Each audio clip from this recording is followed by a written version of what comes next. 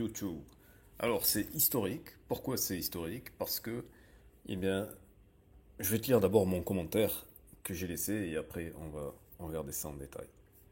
Alors, ici, il y a mon commentaire. Parce que, il y a un mec qui dit Baki était meilleur et a dominé. Immense vol de Zebo. Le football est parfois un sport injuste. Alors là, ce mec-là dit totalement n'importe quoi, donc je l'ai allumé. Donc je lui dis, mais comment est-ce que tu peux être une pom-pom girl à ce point? Zebo a fait un sans faute dans tous les domaines. Et en plus, il l'a couché de la façon la plus claire, nette et propre possible, tout en conservant son humilité et sa sportivité. À un moment donné, il faut arrêter de faire la pleureuse et accepter la réalité. Jordan Zebo est le combattant français qui incarne le mieux l'esprit de Coubertin. Ah, je rappelle, le baron de Coubertin, c'est celui qui a dit l'essentiel, c'est de participer. C'est le seul combattant qui a subi injustement un harcèlement et une humiliation répétée en ligne et hors ligne. D'ailleurs, celle en ligne continue avec des commentaires de la sorte. Et je vais vous le prouver avec les commentaires qui sont les suivants. Ni Doumpier, ni Baki, le faux modeste arrogant, n'ont dû subir un dixième de cette injustice. La France peut être fière d'être représentée par Jordan Zebo qui incarne des vraies valeurs sportives. Alors, pour les gens qui ne sont pas au courant, qui ne suivent pas le MMA, etc. Donc, vous avez à gauche Baki, c'est son surnom, hein, c'est inspiré d'un manga. Son nom c'est Baisangour Shamsudinov. Alors, déjà, effectivement, quand on voit un nom pareil et qu'on voit le drapeau de la France, on peut s'interroger. En fait, c'est quelqu'un qui est venu de Tchétchénie en France quand il était jeune et qui a commencé le sport de combat très très tôt. Je crois qu'à 8 ans, il était déjà champion de judo, un truc comme ça. Et il s'est fait connaître notamment grâce à Cédric Doumbé, en fait, il faut dire les choses. Hein. Avant Cédric Doumbé, Baki, il était totalement inconnu. Et beaucoup de gens se sont un petit peu voilà, enflammés en présentant Baki. Il est super modeste, il est humble par rapport à Cédric Doumbé, qui lui, effectivement, a une super grande gueule hallucinante. Sauf que Cédric Doumbé, il a quand même, qu'on n'aime pas sa grande gueule, mais il a quand même un palmarès au Glory en kickboxing qui est assez impressionnant. D'accord. C'est-à-dire que certes, en MMA, il n'avait pas de palmarès, et d'ailleurs, il n'a toujours pas de palmarès en fait, mais en kickboxing, il a un palmarès qui est factuel. Je ne sais plus combien de fois il a été champion de kickboxing, mais je veux dire, il est connu internationalement pour ça. Le problème, c'est que, pas de bol pour lui, il a commencé les sports de combat un petit peu trop tôt ou trop tard, je ne sais pas dans quel sens il faut le dire, mais en tout cas, quand il a commencé le MMA, ben, il a pas pu bénéficier de cette notoriété, donc du coup, il a fait du trash talk. Mais de toute façon, voilà. Et pourquoi est-ce que Jordan Zebo il rentre en ligne de compte? Parce que Jordan Zebo, ben, il a expliqué dans les reportages, chaque fois, il a toujours gardé la même humilité, il n'a jamais fait le fanfaron. Et il a eu la malchance de rencontrer Cédric Doumbé à un moment donné, où Cédric Doumbé était un petit peu dans cette espèce de jeu psychologique où il lui a dit tu vas te coucher je sais plus au premier round ou je ne sais quoi, et qu'il lui avait fait le coup du matelas. Enfin, il avait fait un truc. Bon, moi-même, j'avoue que je me suis bien marré parce qu'il faut dire les choses. C'est que Cédric Doumbé, c'est un showman. D'ailleurs, il me semble que si j'ai bien compris, il est en train de se reconvertir en humoriste. Donc ça se voit qu'il aime ça, qu'il n'est pas méchant, voilà. Mais n'empêche que même s'il n'est pas méchant, etc. Faut se mettre à la place de Jordan Zebo, qui est un jeune, hein, comme Baki, mais qui s'est retrouvé où il y a tout le monde qui sautait de sa gueule, tout le monde qui lui a mis la pression, etc., etc. Et en gros, bah, de toute façon, même il l'a dit, je crois que c'est dans Biomécanique. Enfin, je vais après vous montrer Biomécanique, mais il avait dit en interview que, bah, voilà, qu'il s'est fait harceler en fait. Et qui continue à se faire harceler, et qu'en plus il y a tout le monde qui lui dit oui, mais Jordan Zebo, il est trop gentil, il n'est pas fait pour faire ça, etc., etc. Bah, regardez les images, il l'a couché. Et en plus, il a couché au troisième round, au quatrième round, je sais plus. Mais surtout, il a fait, bah, il a fait tous les secteurs du combat ont été travaillés. C'est-à-dire que, je veux dire, il lui a envoyé, bah, regardez la gueule de Baki, hein, on va la voir, hein, il a défoncé la gueule. Hein. Si vous regardez la tête de Zebo, il a rien du tout, il a aucun hématome, alors que Baki, bah, c'est un Golgoth, il est super costaud et il a pas caressé. Ah, il lui a mis des mandales, donc et voilà, vous voyez la gueule de Baki, la différence. Ah, je sais pas si on va le voir un peu mieux en gros plan. Je veux dire, il l'a mis KO, et pour mettre KO Baki, faut se lever de bonne heure, hein, parce que c'est quand même pas, c'est clairement pas un enfant de cœur. Hein. Je vais remettre le finish. Voilà. Il a complètement mis KO, il a séché, c'est pas. Voilà. Et vous voyez qu'il est quand même sacrément costaud, c'est pas un petit gabarit, hein, donc. Non, non, il est gentil, il a toujours le sourire dans les interviews, etc. Parce que c'est un homme civilisé. Il sait être gentil au civil, mais que quand c'est quand c'est le moment de taper, il fait pas semblant de taper. Voilà. Donc, justice a été rendue. On espère que Gann fera la même chose avec Aspinal. Euh, voilà. Et vive la France, j'ai envie de dire. Euh, Parce que là, si vous regardez les commentaires, Zebo, c'est le N'Golo Kanté, il est trop gentil, carrément il s'excuse de l'avoir battu. Parce que c'est vrai, mais parce qu'en fait, le truc qu'il faut savoir, c'est que ces deux-là, ils se sont entraînés ensemble, etc. Et qu'en plus, dans l'arc narratif, quand Doumbé a battu Zebo au premier round, en le mettant KO, je crois, en 9 secondes, ou je sais plus quoi, parce qu'il lui a mis un crochet, vous savez, un KO, bah, c'est prenez un crochet au menton ou un crochet au foie, et c'est la lumière elle s'éteint. Et ça, je veux dire, il y a aucun homme qui peut résister à ça. Je veux dire, c'est des points sensibles qui fait que si on a un impact qui arrive exactement à l'endroit qu'il faut, avec le timing qu'il faut, etc., on peut être costaud tout ce qu'on veut.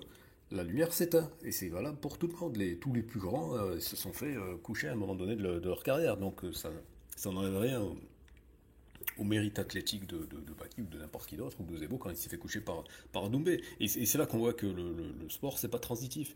C'est-à-dire que Doumbé a battu Zebo, Baki a battu Doumbé. Alors techniquement, il n'a pas abattu, il n'a pas mis KO, c'est le coup de l'épine, etc. Mais n'empêche que sur le papier, c'est comme ça que ça s'est passé.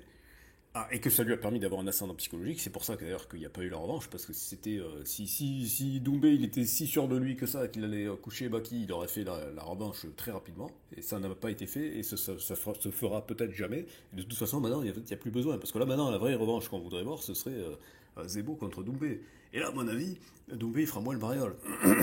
Parce que Zebo, il a montré qu'il a tenu tête. Non seulement il a tenu tête, mais il a mis en danger Baki sur la lutte, donc sur le sol, qui est le gros avantage de Baki. En même temps, Baki il a montré qu'il a énormément travaillé tout ce qui est le striking, parce qu'il a mis en danger, enfin il a mis en danger, il a mis la pression, on va dire, sur Zebo, parce que moi ça me fait marrer les commentaires. Il a dominé Zebo, rien du tout. Il a mis la pression au début, parce que c'est Baki qui a la ceinture. Hein. Je rappelle que Baki défendait la ceinture. D'ailleurs, ça me fait penser que si j'avais été en France, j'aurais mis un billet sur Zebo. D'ailleurs, si je retrouve le commentaire, j'avais mis en commentaire avant le match que s'il y avait un coup à faire, ce serait de miser de parier sur Zebo, parce qu'il avait la cote contre lui. Enfin, je veux dire, il était donné perdant, donc du coup, ça rapportait plus de parier sur lui. Et je l'avais bien senti. Parce que la seule raison pour laquelle Baki il était en position dominante par rapport à Zebo, c'est par rapport à l'aspect psychologique en fait. Parce que concrètement, même si sur le papier il a gagné contre Doumbé, en fait, ben, on ne saura jamais s'il a vraiment dominé Doumbé, parce que techniquement il n'a pas dominé Doumbé. Techniquement, il n'a pas dominé Doumbé. Et d'un autre côté, Doumbé ne l'a pas dominé non plus. C'était le combat le plus pourri finalement, hein, parce que tout le monde était hypé de ouf, et moi le premier, et finalement on n'a rien vu. Enfin, la seule chose qu'on a vu, c'est que Doumbé était capable de se défendre au sol, voilà, et c'est tout. Et que Baki était capable de se défendre en striking. Donc voilà, donc on a vu deux belles défenses, mais voilà, nous on veut pas de la défense, on veut du sang. Bref, donc là on a un vrai combat où on a un vrai gagnant qui est indiscutable, c'est propre, c'est carré. Donc arrêtez de dire Zebo il est trop gentil, il n'est pas trop gentil, c'est un vrai gentleman. Il est capable d'être aimable au civil et d'être un fauve dans la cage. Je rappelle qu'on a tendance à oublier que Zebo il a déjà un record. Hein. Il avait cassé la cage de MMA. Il avait cassé la cage de MMA. D'ailleurs, Zebo, il était intervenu sur Karaté Bushido, Jordan Zebo. Karaté Bushido. Je crois que c'était avec Mehdi. On va mettre ça. Ouais, voilà, c'est ça. C'était il y a 2 ans. Et déjà, on voyait que. Parce que Mehdi, c'est pas un peintre en bâtiment, hein, c'est un très très bon combattant.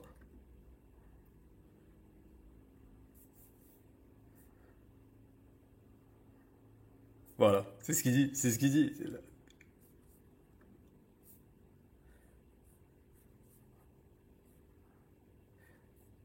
Non, bah là, ça, c'est les effets spéciaux, évidemment. Hein. Mais.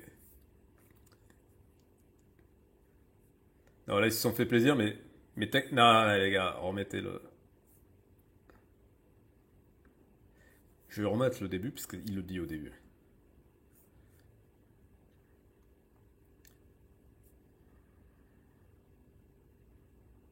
Voilà, c'est celui qui a Merde, j'ai trop d'applications ouvertes. Bordel. Ouais.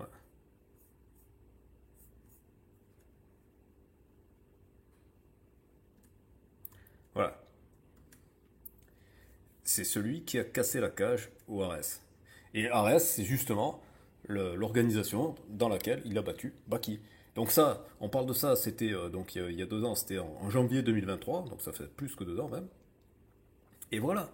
Donc quand les gens ils disent ouais, Zebo il est gentil, il est gentil, il est gentil, il a cassé la cage et en plus vous voyez quand il le fait, il y a du sang par terre, d'accord. C'est pas des plaintes, ils sont pas des caresses là, d'accord.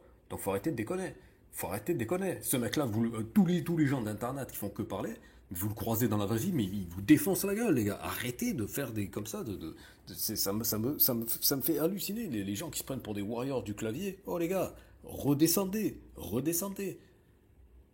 Toutes les pom-pom girls de Baki, j'espère que vous allez comprendre que la vraie vie, c'est pas le blabla. Le hype marketing et compagnie, non, faut arrêter. Faut que les gens ils apprennent à fermer leur bouche. Le trash talk, c'est de la merde. Mais le trash talk, pourquoi les combattants ils le font? Les combattants ils le font parce que les pom-pom girls comme vous, ils sont là, toujours à mettre des likes et à toujours aller sur la surenchère. On redescend dans le réel, les gars. On redescend dans le réel. C'est du vrai sang, c'est pas du fake là. Alors, j'avais dit Zebo sur biomécanique, on va le mettre. Jordan Zebo, biomécanique, parce que justement, ce combat est très intéressant parce qu'il montre que oui, oui, on peut rentrer dans le côté psychologique et arrêter les gens qui disent ouais mais ça fait partie de la stratégie. Non, ferme ta gueule. C'est du sport. Ce qu'on veut voir, ce qu'on veut, c'est que ce soit le meilleur combattant qui gagne. On veut pas que ce soit celui qui va raconter le plus de bobards, qui va le plus rentrer dans le cerveau et compagnie. Non, ça c'est pas du sport, ça. Ça s'appelle ça s'appelle le vice. Ça s'appelle pas le sport. Le sport, ce sont les valeurs nobles. Faire du harcèlement, etc. Non, c'est pas du sport, ça. C'est pas du sport parce qu'on est capable d'engrainer, de faire une hype et compagnie. Ça, c'est pas du sport, les gars. Ça, c'est de la poubelle. Le sport, c'est quand tout le monde ferme sa gueule et que il y a 2 hommes et qui se mettent sur la gueule et qu'on voit qui est le plus fort. C'est ça le sport. C'est le côté brut. C'est pas le blablabla. C'est pas le je sais pas quoi. D'accord. Survivre à une mise à mort, oui, parce qu'il y a eu une mise à mort psychologique. Et d'ailleurs, moi, je vous invite à faire ce que je vais faire là, c'est-à-dire aller sur la chaîne de biomécanique, l'épisode 213, hein, vous le voyez, Jordan Zebo survivant, et de dire maintenant, Jordan Zebo, et venez le faire en réponse à mon commentaire, Jordan Zebo, c'est le vrai esprit Coubertin. Il mérite la Légion d'honneur. Légion d'honneur. Il est humble, respectueux des valeurs sportives.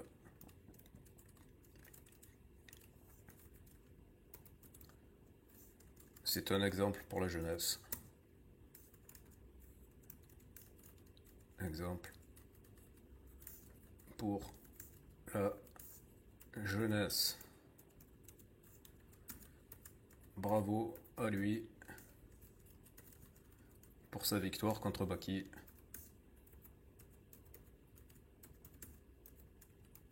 Contre Baki. Il faut mettre du respect sur son nom. Voilà. Les gens. Tous ceux qui ont dit, et moi-même je l'ai dit, ouais, il est trop gentil, il est pas fait pour ça. Non, il est pas trop gentil.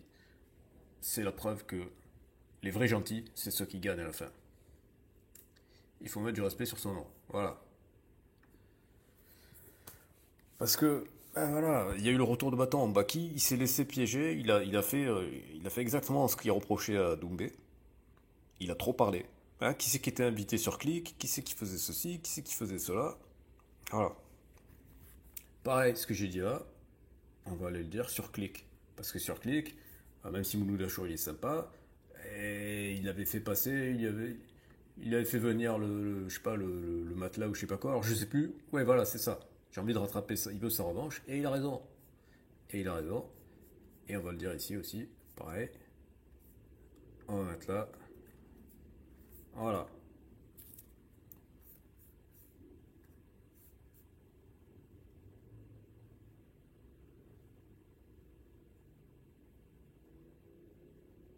Voilà, bon, ça suffit pour ça. Donc, pour une fois, on a un exemple concret de que sont les valeurs humaines et sportives. Vous voyez, ça c'est le sourire de quelqu'un qui est en paix avec lui-même. Alors que tout le monde s'est foutu de sa gueule parce qu'il avait perdu. Hein. Le titre, c'est Il veut sa revanche. D'accord. Je vais mettre juste un extrait vite fait.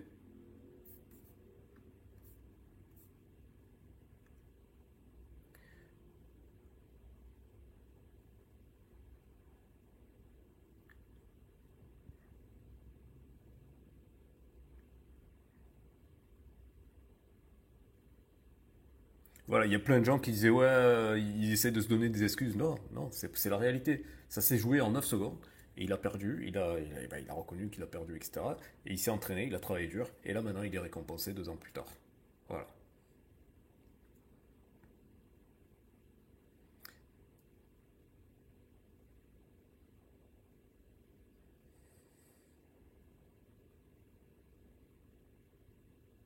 D'accord. 9 secondes. KO au bout de 9 secondes.